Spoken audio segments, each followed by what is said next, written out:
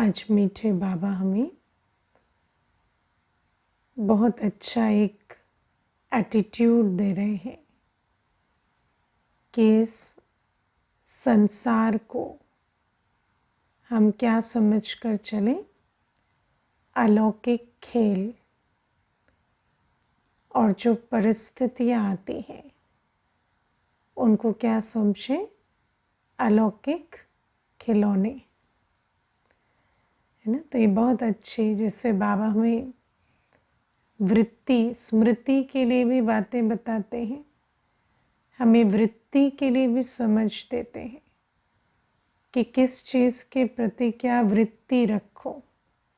वृत्ति माना एटीट्यूड रखो। तो बाबा आज हमें कहते हैं कि संसार के प्रति ये वृत्ति रखो कि ये एक अलौकिक खेल है, और जब हम खेल खेलते हैं तो खेल में क्या होता है, हार और जीत, है ना। खेल में बस यही मैटर करता है, हार और जीत, बाकी कुछ भी मैटर नहीं करता। जब हम खेल खेलते हैं तो इमोशनल होने की कोई बात नहीं होती, है ना।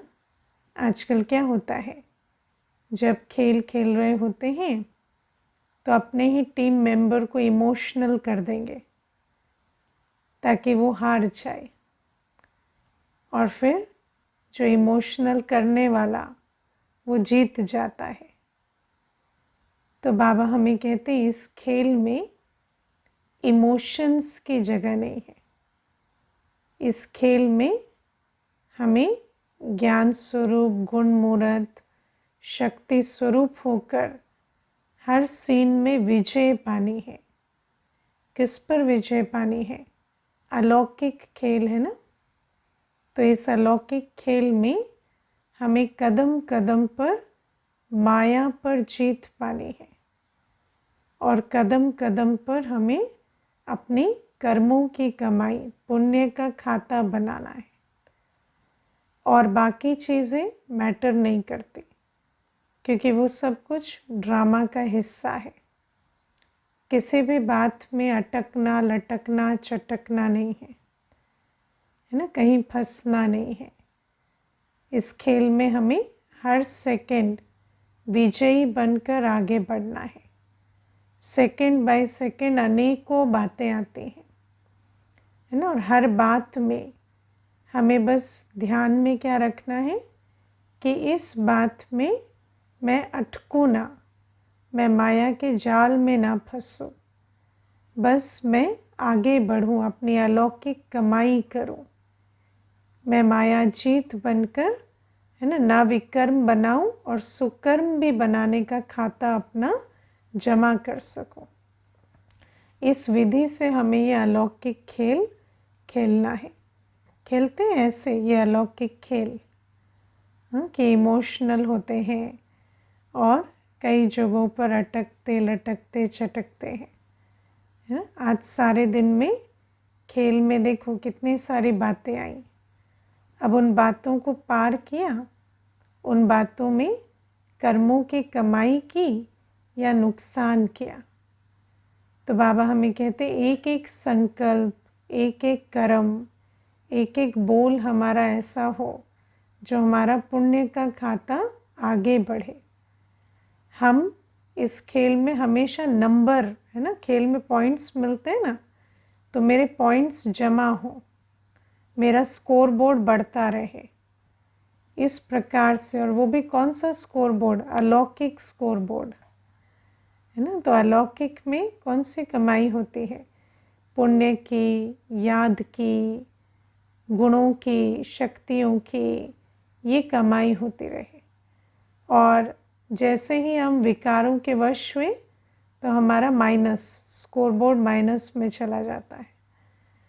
तो ये कौन सा खेल है, इसको जान कर खेलना है ना। आजकल देखो रियलिटी शोज़ होते हैं, देखा है ना।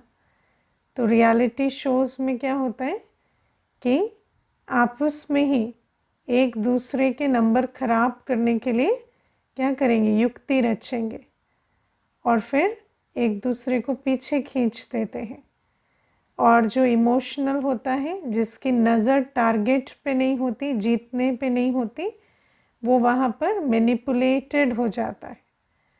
तो बाबा कहते हैं इसी प्रकार से हमें भी ध्यान में रखना पड़ता है कि माया हमें कई बार भटकाने की कोशिश करती है, पर ये जो अलौकिक खेल है इसमें हमारी नज़र किस पर रहे कि हमारी याद की कमाई बढ़ रही है या नहीं, मेरा पुण्य का खाता बढ़ रहा है या नहीं, मेरा तन मन धन समय श्वास संकल्प सफल हो रहा है या नहीं।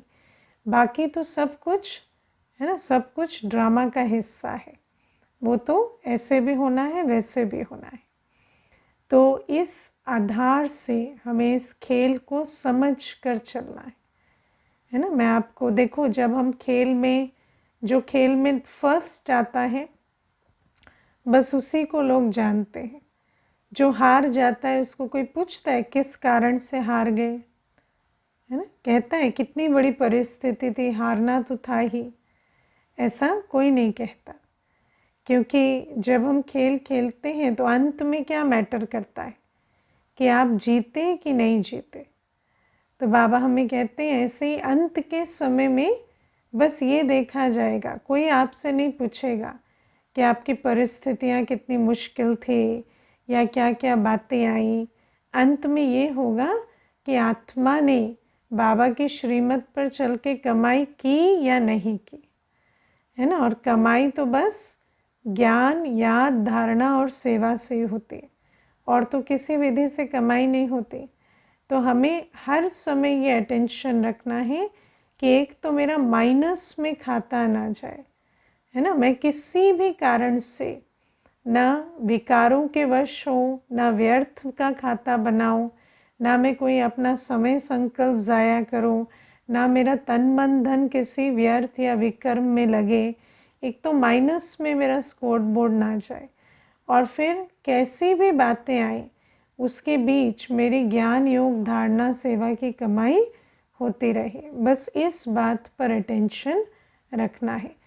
और खेल की जीत को अगर फोकस में रखेंगे ना तो हर कदम पर निर्णय ले सकेंगे। मैं आपको एक बहुत अच्छी इसमें बात बताती हूँ, थोड़ा ऐसा एग्जाम्पल है, पता नहीं समझ में आएगा या नहीं, लेकिन फिर भी दे देती हूँ। तो एक माता मुझे अभी पीछे पूछती कि मैंने, है ना दीदी, मेरे बेटे की शादी के लिए कुछ पैसा जमा करके रखा था, तो वो पैसा चोरी हो गया मेरा, है ना। तो क्या मेरा कोई बहुत बड़ा पाप का खाता था पीछे जिस कारण से वो चोरी हो गया? तो मैंने कहा नहीं नहीं, ये तो ड्रामा है। तो मुझे कहती कि नहीं पर दीदी पैसा चोरी हो गया तो ये तो फिर ठीक नहीं हुआ ना। तो मैंने कहा तो आपको क्या लगता है कि बेटे की शादी में लगता तो सफल हो जाता क्या? वो तो ऐसे भी बर्बाद ही होना, तो वैसे भी बर्बाद ही हुआ। हाँ, आप मुझे ये कहते कि हाँ वो धन तो मैंने सेवा के लिए रखा था और फिर वो चोरी हो गया, तो हाँ ये कहते कि हाँ उसमें पुण्य की कमाई होती पर नहीं हुई। लेकिन ये तो ऐसे भी बर्बाद होना था वैसे भी हुआ, तो इसमें तो दोनों बातों में कोई अंतर है नहीं, है ना। तो आप देखो कि कई बार हम समझते हैं कि स्थूल में चोरी हो गई, स्थूल में ये नुकसान हो गया, तो वो नुकसान है। लेकिन अगर आप इस अलौकिक खेल को समझें, है ना, तो ये जो देह अभिमान में जिन बातों को हम प्राप्ति या नुकसान समझते हैं, वो वास्तव में प्राप्ति या नुकसान नहीं होते, वो तो बस ड्रामा का हिस्सा है, एक सीन है ना। ये तो हमारी कंडीशनिंग है, हानि लाभ की एक कंडीशनिंग है कि हमें लगता है ये हानि हुई ये लाभ हुआ। लेकिन वास्तव में अगर अलौकिक खेल को देखें तो हर वो चीज़ जो हमारे पुण्य का खाता नहीं बनाती, तो वो जैसे नुकसान ही हुआ, है ना। तो अलौकिक खेल में तो उसमें हार ही हुई, तो इसीलिए एक हार और दूसरी हार में कोई अंतर नहीं है। तो अगर हम इस अलौकिक खेल को, अलौकिक हार को, अलौकिक जीत को समझ जाएं तो हमें पता चलेगा कि किन बातों से हमारी कमाई हुई और किन बातों से हमारा एक्चुअली नुकसान हुआ। क्योंकि दुनिया में हार और जीत की डेफिनेशन बहुत अलग है ना। जैसे दुनिया में समझते हैं अगर आपका अपमान हो गया, अगर आपकी है ना रेप्यूटेशन किसी ने ख़राब कर दी तो बहुत बड़ा उसमें नुकसान हो गया। लेकिन बाबा कहते हैं मानो किसी ने आपकी बहुत निंदा भी कर दी, बहुत निंदा भी फैला दी, लेकिन अगर आपकी स्थिति हलचल में नहीं आई तो कोई नुकसान नहीं हुआ। अगर उसके कारण, उस बात के कारण आपका पुरुषार्थ नहीं रुका, आप निरंतर योगी रहकर अपनी कमाई कर पा रहे हो, तो फिर आपका कोई नुकसान नहीं हुआ। और मानो आपको दुनिया में बहुत मान शान मिल रहा है, हर व्यक्ति आपको हाथ जोड़ रहा है, नमस्ते कर रहा है, लेकिन आपकी कोई पुण्य की कमाई नहीं हो रही, तो आप अलौकिक खेल में तो हार रहे हैं ना। क्योंकि वो तो विनाशी है, वो तो आज है कल नहीं है। तो इसीलिए दुनिया में जिस चीज़ को हम हार और जीत समझते हैं वो और अलौकिक हार और जीत, इस खेल में हार और जीत में बहुत अंतर है। तो हमें हर समय इस अलौकिक खेल को बुद्धि में रखना है। कल ऐसे ही जब शाम को योग में बैठी थी तो मुझे विचार चल रहा था कि देखो दुनिया में भी लोग कहते हैं कि जीवन झूठ है, मृत्यु सत्य है ना। क्योंकि कहते हैं कि मृत्यु तो अटल है, वो तो होनी ही है ना। आप कितना जिएंगे वो निश्चित नहीं है, लेकिन आप शरीर छोड़ेंगे निश्चित है ना। तो बाबा हमें कहते हैं कि जब वो अंतिम घड़ी, हम सारा पुरुषार्थ क्यों कर रहे हैं, अंत मते सोगति के लिए, तो जब वो अंतिम घड़ी आएगी और आप पीछे देखेंगे तो आपको पता चलेगा कि जिन भी विनाशी चक्करों में आप रहे वो सब क्या है ना, जो कमाया, जो गवाया, जो विनाशी जिन चक्करों में रहे वो सब कुछ भी अंत में मैटर नहीं करता। और जो वास्तव में, जो अंत में जो हिसाब किताब होगा डेबिट क्रेडिट का, वो क्या होगा कि कितना हमने समय, श्वास, संबंध, तन, मन, धन, पुरुषार्थ और सेवा में लगाया और कितना हमने देहाभिमान वश गंवाया। बस इसका हिसाब होगा और कोई हिसाब नहीं होगा।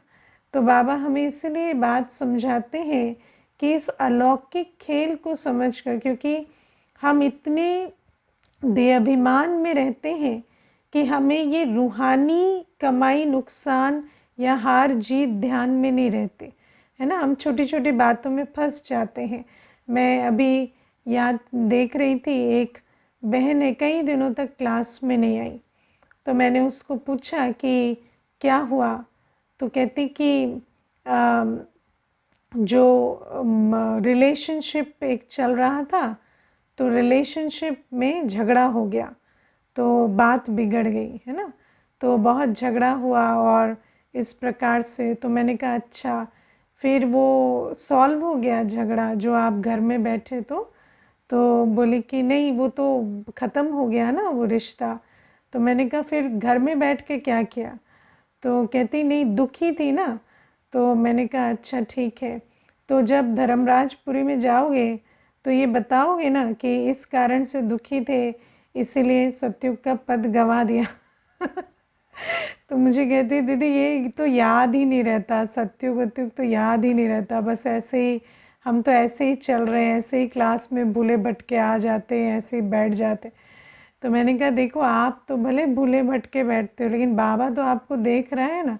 और बाबा क्या देख रहा है, जो चीज़ चली गई है ना, जिस संबंध ने आपकी कोई कदर नहीं की, जिसने आपको मुड़ कर नहीं देखा, जिसने आपका रोना बिलखना नहीं देखा, उस संबंध के पीछे आपने बाबा की मुरली 10 दिन मिस की, आपने पुरुषार्थ नहीं किया, आपने अपनी स्थिति गंवाई, तो आप सोचो इसका हिसाब कौन देगा। लेकिन सबसे बड़ी बात क्या है, देही अभिमानी बनना।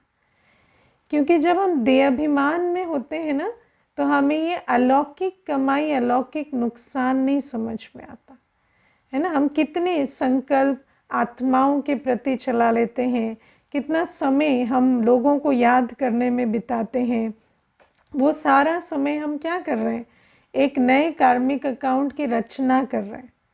आपको पता है ना, जिनको आप याद कर रहे हैं, आप क्या कर रहे हैं, उनको जीवन में आह्वान कर रहे हैं, और फिर वो आएंगे, फिर वो नया हिसाब किताब, फिर उनके साथ वो हिसाब किताब सेटल करो, है ना। बुला बुला के बिठाओगे जीवन में तो आके बैठेंगे ही। तो ये जो सारा कुछ हम करते हैं, इसका कारण क्या है, देह अभिमान। और ये देह अभिमान के कारण, है ना, कितना हम इमोशनल होते हैं व्यक्ति के पीछे, वस्तु के पीछे, धन संपत्ति के पीछे, वैभव के पीछे, मान शान के पीछे, मान अपमान में कितना जाते हैं। इसने ये कहा, उसने वो कहा, अंदर अंदर, है ना, लोगों से झगड़ रहे हैं। वो ये कह रहा है, हम ये कह रहे हैं, वो चल रहा है, ये 3 घंटे चल रहा है ना। बाहर से कुछ बातचीत नहीं है, लेकिन अंदर अंदर चल रहा है। स्कोर सेटल कर रहे हैं, स्कोर सेटल थोड़ी हो रहा है, अंदर कार्मिक अकाउंट और बना रहे हैं। तो बाबा कहते हैं ये सारा कुछ चलता रहता है। और ये सब कुछ क्यों, क्योंकि हमें अलौकिक खेल नहीं समझ में आ रहा। You should know the game you are in, है ना। आप जिस खेल में बैठे हैं, उस खेल को समझना, उसके रूल्स को समझना, उसके स्कोरबोर्ड को समझना ये बहुत आवश्यक है। अगर हम उस खेल को पहचानते नहीं हैं, तो हमें पता भी नहीं चलता कितनी हमारी नेगेटिव मार्किंग हो रही है ना। क्योंकि ज़्यादातर देखो, मोस्टली तो खेल में स्कोरबोर्ड सामने होता है ना, लेकिन हमारा स्कोरबोर्ड तो अंत में दिखाएंगे बाबा अभी तो दिख नहीं रहा, तो हमें पता नहीं चलता। लेकिन अपना स्कोरबोर्ड रोज़ चेक करो। इसीलिए तो बाबा कहते हैं ना, अपना चार्ट रखो। क्योंकि इस अलौकिक खेल में जो हम हार रहे हैं, देखो कई बार ऐसा होता है, कोई परिस्थिति आई, अब वो परिस्थिति आई, आपने बहुत संकल्प चलाया, बाबा से योग भी नहीं है, परेशान हुए, अपनी स्थिति गंवाई, फिर वो परिस्थिति ठीक हो गई, है ना। तो कहते हैं भगवान तेरा शुक्रिया, सब ठीक हो गया, सब ठीक हो गया। पर वास्तव में देखा जाए तो कुछ भी ठीक नहीं हुआ ना, वो तो सारा गंवा दिया उतना समय जो हमने अपनी संगम युग का सेकंड गंवाया, अपनी स्थिति गंवाई, तो कितना कल्प कल्प का नुकसान कर लिया। लेकिन जब हम इस अलौकिक खेल को याद नहीं रखते, तो हम इन बातों की कदर नहीं कर पाते, है ना। और अंत में सारा हिसाब निकलेगा कि कितने अच्छे हम खिलाड़ी रहे, कितना अच्छा हम, है ना, पद पाएंगे इस खेल के कारण। तो बाबा कहते हैं इसीलिए इस अलौकिक खेल को, इस संसार एक अलौकिक खेल है, इस खेल को समझ कर चलो, है ना। डजेंट मैटर आपने क्या खोया, क्या पाया, क्या बेइज्जती हुई, क्या इज्जत हुई, कितने लोग आपको अच्छा कहते, बुरा कहते, कितनी वस्तुओं का नुकसान हुआ, अंत में ये सब कुछ भी मैटर नहीं करेगा। अंत में जो चीज़ मैटर करेगी वो है आपने क्या किया, क्या संस्कार बनाया, क्या कर्मों का खाता बनाया। और उस अंत को नज़र में रख के हर सेकंड हमें अपनी चॉइसेस लेनी है ना। क्योंकि कई बार हम भूल जाते हैं, है ना, मनुष्य जिस खेल में होता है भूल जाता है कि और ये देखो, जब खेल चल रहा होता है, 1-2 घंटे का खेल तो फिर भी याद रहता है ना। लेकिन ये खेल कैसा है ना, जैसे रियलिटी शोज़ होते हैं ना, 24 आवर्स चल रहे है ना। जैसे आजकल तो ऐसे भी शोज़ बनते हैं जो 3-3 महीने एक ही घर में रख दिया, है ना। लग रहा है कि जीवन जी रहे हैं, लेकिन जीवन थोड़ी है, वो तो खेल है। तो उस खेल को भूल जाते हैं, तो वहाँ पर कंफ्यूज हो जाते हैं। तो बाबा कहते हैं ये भी एक बड़ा रियलिटी शो है है ना। यहाँ भी जैसे कि हमारा सारे दिन मॉनिटरिंग हो रही है और बाबा देखते हैं। और बाबा भी क्यों देखेंगे, वो तो जैसे ड्रामा में ही रिकॉर्ड हो रहा है और हमारा सारा उसमें स्कोर बोर्ड भी बन रहा है। तो इस बात को समझ कर चलना है। और फिर बाबा हमें कहते हैं परिस्थितियाँ जो हैं वो अलौकिक खिलौने हैं, है ना। अब मुझे नहीं पता आप इतना समझते हैं, लेकिन आजकल खिलौने जो होते हैं ना, वो खेलने की चीज़ नहीं रहे। आजकल खिलौनों की डिज़ाइनिंग, खिलौनों की मार्केटिंग खिलौनों की सेल, इस पर बहुत मेहनत की जाती है। और खिलौनों पर बहुत रिसर्च एंड डेवलपमेंट होती है क्योंकि आजकल खिलौने ऐसे बनाए जाते हैं कि बच्चों का विकास हो सके उन खिलौनों से, है ना। तो हर खिलौना जो है वो एंटरटेनमेंट के लिए नहीं, लेकिन डेवलपमेंट के लिए, एजुकेशन के लिए खिलौने बनाए जाते हैं। आजकल तो बचपन से ऐसे खिलौने, वैसे भी पहले भी होता था, जैसे बाबा मुरली में एग्जाम्पल देते हैं ना, मछली वाला खिलौना कि, है ना, मछली नीचे आई ऊपर गई तो वो गिनती उस चीज़ से सिखाते हैं। तो इस प्रकार के अबैकस वगैरह पहले भी तो वो सारा खिलाते थे। तो इस प्रकार के खिलौने कई आजकल बहुत ट्रेंडिंग और उस प्रकार के खिलौने बनते हैं। हमने भी देखे नहीं हैं क्योंकि ऐसा मौका नहीं मिला कभी देखने का, लेकिन आजकल बहुत भिन्न भिन्न प्रकार के खिलौने बनते हैं। लेकिन सबसे ड्रामा में जो खिलौने बने हैं ना, ये परिस्थितियाँ, ये सबसे अच्छे खिलौने हैं, है ना। और ये परिस्थितियाँ हमें बहुत शिक्षा देती है ना, ये परिस्थितियाँ हमें बहुत आगे बढ़ाती हैं। ये वो खिलौने हैं जिनसे हमारी उन्नति होती है, प्रगति होती है। आप देखो, वैसे तो हम थ्योरी सुनते हैं, ज्ञान क्या है, थ्योरी है ना, हम ज्ञान सुन लेते हैं, अच्छा सहन शक्ति ये है, सामना करने की शक्ति ये, समाने की ये है, ऐसे वृत्ति रखनी है, ऐसे दृष्टि रखनी है।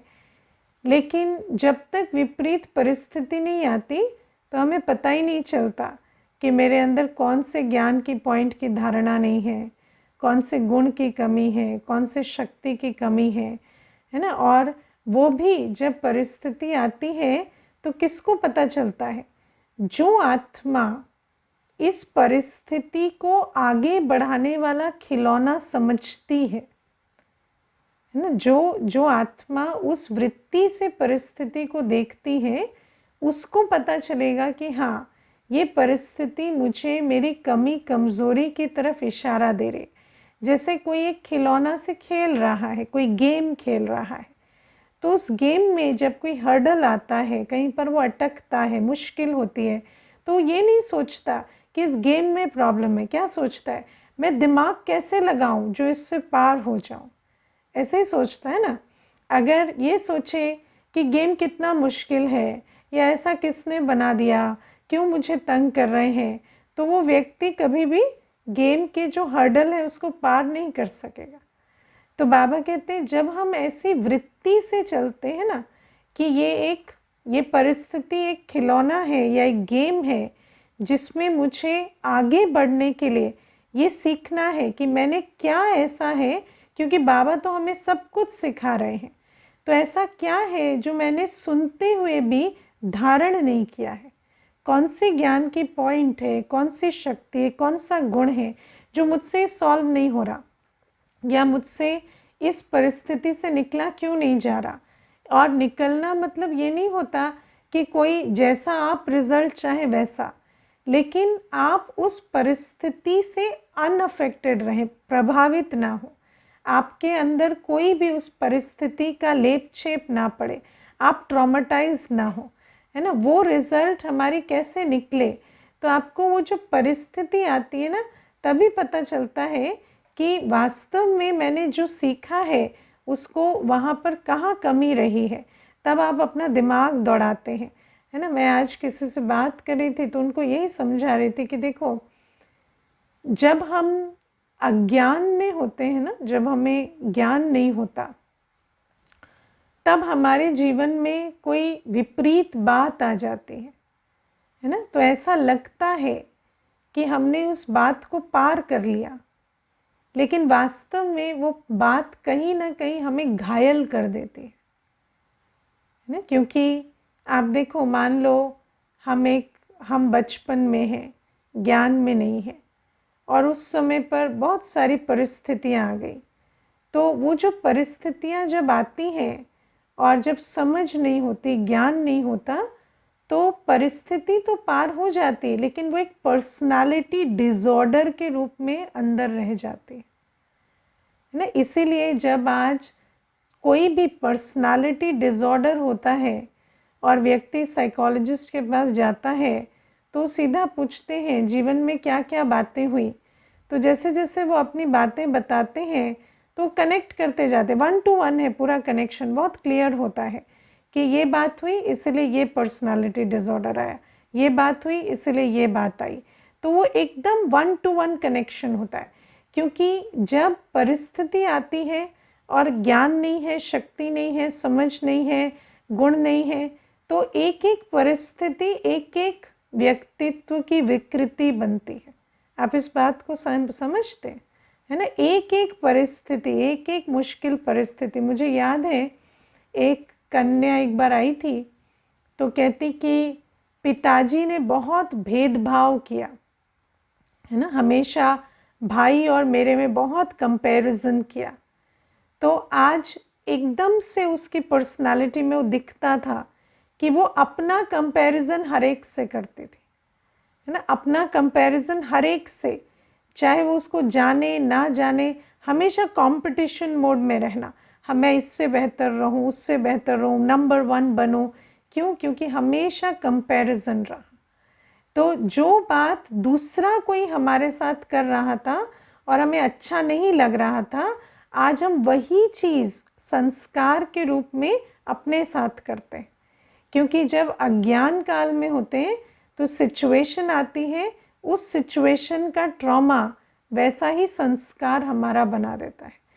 लेकिन जब हम ज्ञान में होते हैं तो परिस्थिति क्या होती है? आगे बढ़ाने का एक खिलौना, है ना, एक गेम जिसमें हम कुछ नया सीख जाते हैं। क्योंकि हमारे पास टूल्स हैं, हमारे पास ज्ञान है, गुण है, शक्ति है, जिसको हम अलग अलग परिस्थिति में अप्लाई करते हैं। और अप्लाई करने के कारण हमारी वो ज्ञान की पॉइंट, वो गुण, वो शक्ति हमारी धारणा बन जाती है ना। जैसे हमने न्यारा और प्यारा होने का ज्ञान, अब न्यारा और प्यारा होना वैसे तो हमें समझ नहीं आता, लेकिन जैसे ही कोई हमारे साथ, है ना, कोई मुश्किल बात आई, किसी संबंध में कोई प्रॉब्लम आ जाती है, उस समय पर जब हम ज्ञान में हैं तो हमें याद आता है कि बाबा हमें कहता न्यारा और प्यारा रहना है, तो हम बाबा से प्यार लेकर यहाँ न्यारे होते हैं, है ना। तो ऐसा नहीं कि हम कोई उनसे किनारा कर रहे हैं या हम दुखी हो रहे हैं, लेकिन वही परिस्थिति हमें न्यारा प्यारा बनना सिखा देती है। तो कितना अच्छा गेम बन जाती है ना वो, जिस गेम से हम आगे बढ़ते हैं। फिर बाबा हमें कहते हैं कई गेम्स ऐसे होते हैं ना, कई दुनिया में आजकल क्या ऐसे खेल खेलते हैं जिन खेल में फ्लेक्सिबिलिटी बढ़ती है, शरीर की फ्लेक्सिबिलिटी, है ना, मसल की फ्लेक्सिबिलिटी, तो या दिमागी मसल की भी फ्लेक्सिबिलिटी।